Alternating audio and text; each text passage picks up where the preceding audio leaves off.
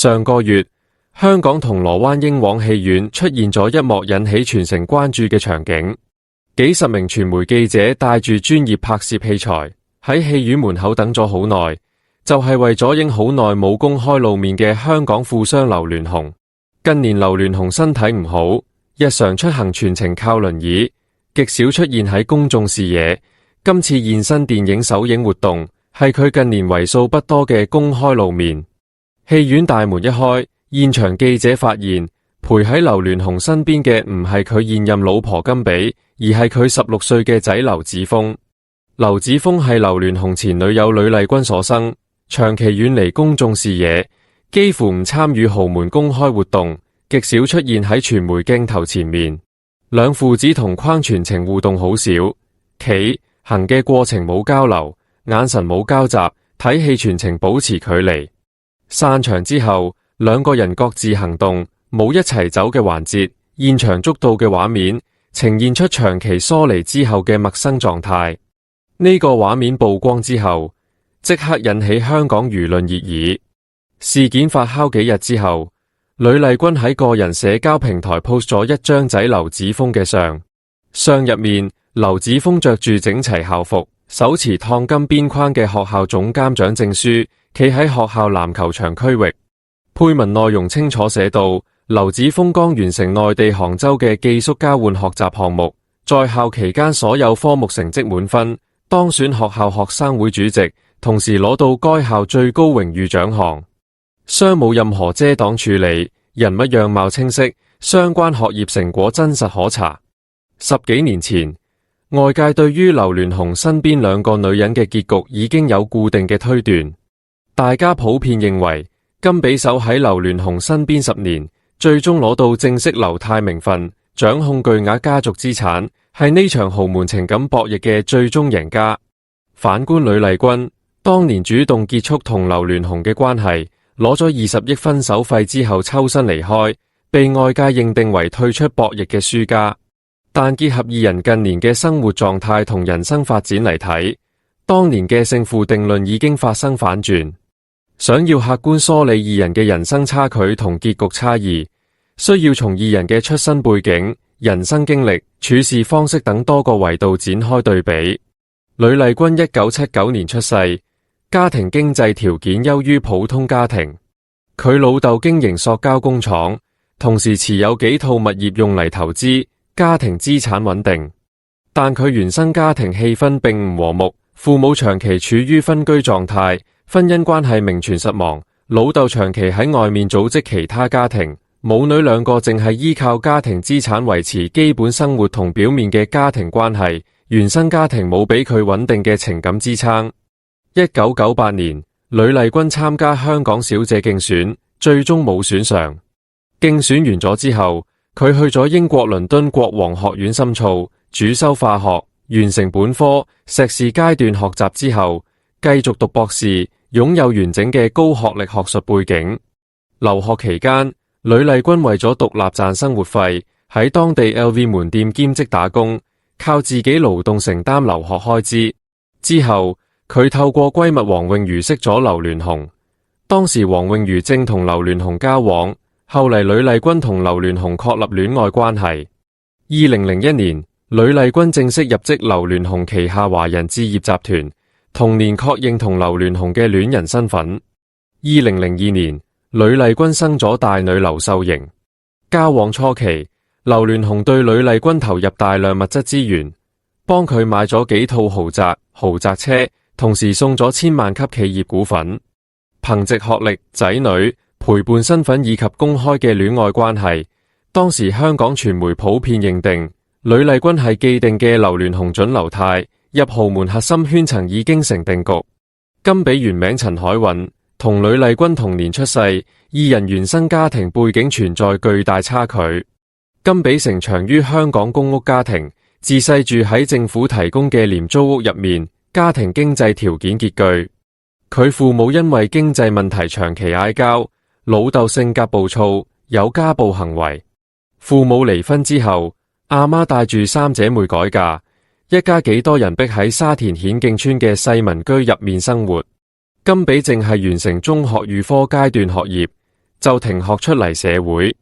16歲開始出嚟做嘢，喺快餐店做侍應，靠打工收入幫補家用。成年之後，甘比同老豆徹底決裂，被老豆趕出家門，之後全程靠自己能力獨立謀生，冇家庭經濟同人脈支持。1999年，甘比入職蘋果日報，做娛樂記者，主要負責富豪、明星嘅娛樂新聞採編工作。2001年，甘比因為採訪劉鑾雄嘅緋聞相關新聞，同劉鑾雄第一次正式接觸。劉鑾雄成日面對傳媒，對多數記者態度強硬，說話疏離，但甘比採訪嗰陣心態沉穩，溝通得體，冇刻意討好，亦冇氣場表現，令劉鑾雄留下深刻印象。2002年，甘比辭咗娛樂記者工作，入職華人置業集團，做劉鑾雄嘅私人助理，人工待遇大幅提升。佢工作內容主要係處理劉鑾雄嘅日常瑣碎事務，對接各類基礎工作，協調日常行程。同呂麗君專注商業場合，對外量上唔同。甘比主動承擔起照顧劉鑾雄阿媽葉淑婉嘅日常起居工作，長期貼身陪伴老人，而呂麗君幾乎冇參與長輩照料相關事務。喺呢個階段，外界依然普遍睇好呂麗君嘅豪門地位，認為佢高學歷、生仔女、成日陪出席高端商業活動嘅優勢，足以穩固佢嘅身份。2008年，甘比為劉鑾雄生咗女劉秀華，呢件事成為二人關係博弈嘅重要轉折點。呂麗君以準劉太嘅公開身份，對外發佈正式聲明，公開質疑甘比個女嘅生父身份，試圖透過輿論壓制甘比，鞏固自己地位。但呢個行為引起劉鑾雄強烈不滿，劉鑾雄即刻停用呂麗君名下所有私人信用卡，同時公開對外表態，批評呂麗君接受多年高等教育卻冇基本處世分寸。成場輿論風波入面，甘比一直保持沉默，冇做出任何辯解、回應或者反擊。二人截然不同嘅處事方式，令劉鑾雄嘅心態同態度開始發生偏移，內心嘅權衡逐漸向甘比傾斜。之後，二人面對家族事務、長輩照料、劉鑾雄健康問題嘅處理方式，差距持續擴大。劉鑾雄係公認嘅孝順之人，佢阿媽葉淑婉晚年多次入院治療，每次住院期間，家人都會通知呂麗君去探望，但呂麗君多次被催促之後，先會短暫現身醫院，單次停留時間淨係10分鐘左右，冇任何陪護行為，隨即離開。而甘比喺老人住院期間，全程駐守醫院，負責老人嘅飲水、食飯、清潔、起居等全部日常事務，全天候貼身陪護，從未間斷。2014年，劉鑾雄確診嚴重腎衰竭，需要接受換腎手術，隨後入院治療，住院時間總共1年半。喺長達1年半嘅治療週期入面，呂麗君淨係去過醫院探望一次，而且呢次探望全程冇關注劉鑾雄嘅身體狀況同治療情況，淨係針對家族資產分配問題進行溝通，關注點完全集中喺利益層面。同一時期，甘比全程24小時貼身照料劉鑾雄，包攬佢嘅飲食搭配、日常起居、醫院陪護、雜務處理等所有事務，全年無間斷值守，全程跟進治療同康復流程。長期嘅貼身照料同隱忍處事，令劉鑾雄徹底確定咗最終嘅選擇。2016年11月15日，劉鑾雄喺香港7間主流報紙同報刊登正式聲明，公開宣告同呂麗君正式分手，徹底解除雙方嘅情感同附屬關係。2016年12月，劉鑾雄同甘比正式辦理結婚登記手續。甘比喺陪伴劉鑾雄10年之後，正式獲得法律認可嘅劉氏太太身份。分手之後，呂麗君獲得20億港幣分手費用，帶住一對仔女搬離劉鑾雄嘅私人豪宅，辭去華人置業集團所有任職，徹底退出劉氏家族所有生意同產業運營體系，唔再參與任何家族事務。呢筆20億資金為呂麗君個人獨立所有，唔受劉氏家族任何信託條款約束，資金使用、支配、投資均由佢個人自主決定，冇任何外部限制。獲得資金之後，呂麗君喺香港渣甸山買咗一套萬尺獨立豪宅，保障個人同仔女嘅居住環境，同時分批購置幾套香港住宅物業，長期持有用於資產保值投資，搭建穩定嘅個人資產體系。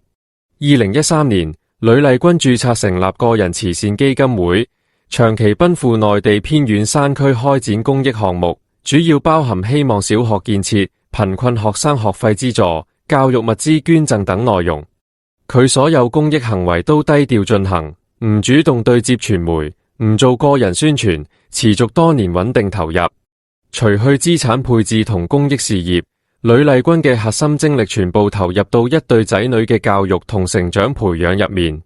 佢大女劉秀瑩22歲完成學業，攞到倫敦大學學院藝術管理碩士學位，自細接受藝術培養，掌握鋼琴、小提琴、芭蕾等多項才藝。畢業之後自主開設舞蹈教室，獨立開展經營活動。劉秀瑩嘅社交平台內容正係圍繞藝術學習、讀書感悟、女性成長等正向內容展開，從未 post 過炫富內容，從未借助豪門身份博取關注，一直保持低調獨立嘅生活狀態。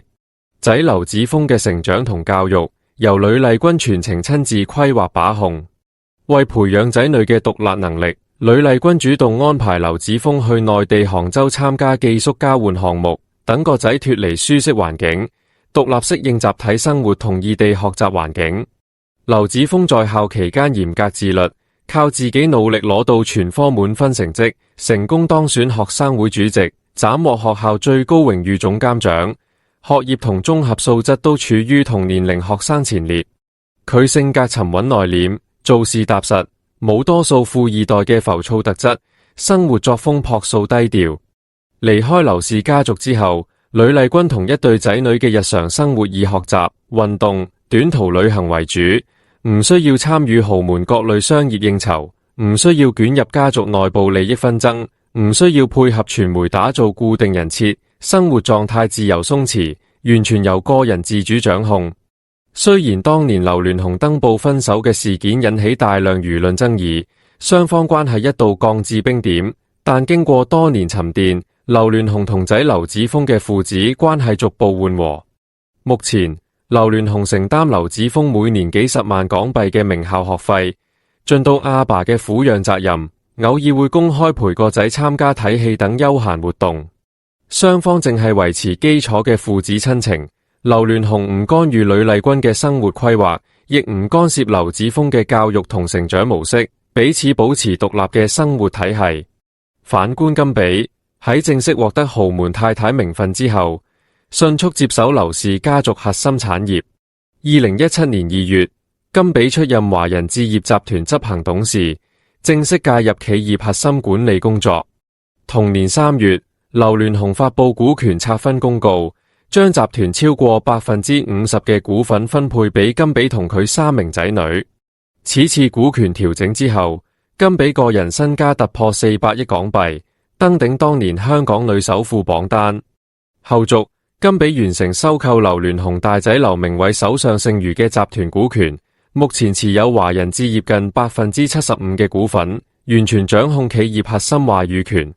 從資產層面嚟睇，甘比名下持有完整嘅 The One 商場、香港山頂頂級豪宅、恒大集團企業股權、海外債券及幾十億現金，資產規模龐大。同時，甘比將自己嘅家姐、細妹全部引入華人置業擔任高層管理崗位，成個原生家族全面接手劉氏商業版圖，掌握企業運營同資產管控權。但龐大嘅資產同地位，亦令甘比嘅人生被徹底綁定喺劉氏家族同企業體系入面。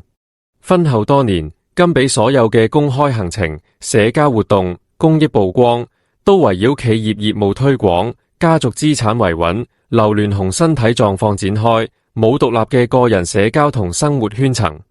劉鑾雄因為常年腎病後遺症，身體機能受損，行動唔方便，日常起居需要專人照料。甘比長期承擔貼身照料工作，幾乎冇完全自由嘅私人時間，個人生活完全依附於家庭同產業。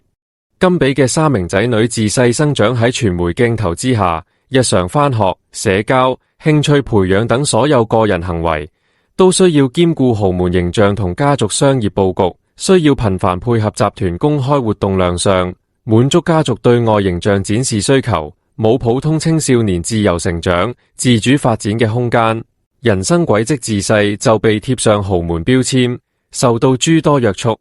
整體而言，甘比透過10年隱忍付出，換取咗豪門正室名分、頂級社會地位同數百億家族資產，但同時付出咗個人人生自由嘅代價。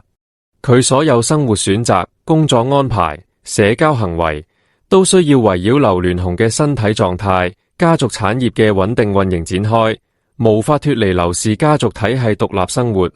個人價值完全依附於婚姻同家族產業。以前外界評判二人勝負嘅標準單一固化，淨係以名分、股權、資產作為核心依據，認定獲得正式太太身份、掌控產業嘅甘比係最終贏家，主動抽身嘅呂麗君係輸家。但時隔10年，二人嘅人生狀態充分證明，單一嘅財富同名分標準早已無法定義人生嘅成敗。呂麗君放棄咗虛無嘅豪門名分，借助足額嘅分手資產，掌握咗人生嘅主動權。10幾年嚟，佢專注仔女教育、個人提升同公益事業，徹底脫離豪門複雜嘅利益內耗，搭建咗獨立、穩定、正向嘅個人生活體系。佢唔需要依附任何人，唔需要迎合任何人嘅需求，人生軌跡完全由自己掌控，同時培養出品行、學業、綜合素質俱佳嘅仔女，實現咗個人同下一代嘅雙重成長。近期嘅父子同框畫面同劉子峰嘅學業榮譽，直觀展現出呂麗君多年深耕家庭教育嘅成果，亦令外界睇清咗二人截然不同嘅人生結局。甘比坐擁千億產業，卻終身被困喺豪門規則同家族責任入面，個人生活、情緒、選擇均受束縛。呂麗君手握充足資產，擁有時間自由、生活自由同選擇自由，唔需要睇人面色，安穩經營個人同仔女嘅人生。剔除財富數字同豪門虛名嘅加持，能夠獨立掌控人生、實現自我價值嘅呂麗君，先至係呢場長達10幾年豪門博弈入面真正嘅贏家。